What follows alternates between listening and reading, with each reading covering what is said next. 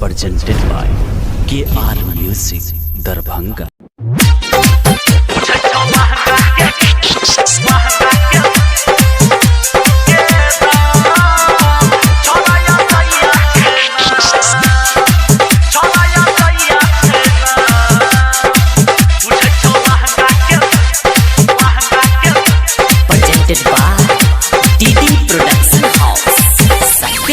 पूछे छौ लहंगा के दाम छोरा या जइया छै नाम। पूछे छौ लहंगा के दाम हे गई लहंगा के दाम छोरा या जइया छै नाम।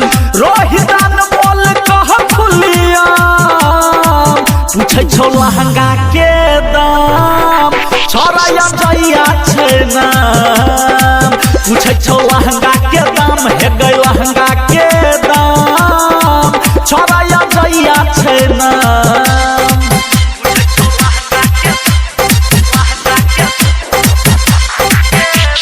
DJ Smith Sadiq Suleiman तो किला हाँ धर्मवीर धुरंधर के भूली है नहीं नाम। पूछे छौ लहंगा के दाम छोरा या जइया छै नाम।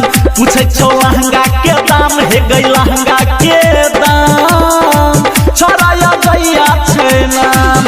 रोहित अनमोल कह खुलिया पूछे छौ लहंगा के दाम छोरा या जइया छै नाम। पूछे छौ लहंगा के दाम हे गई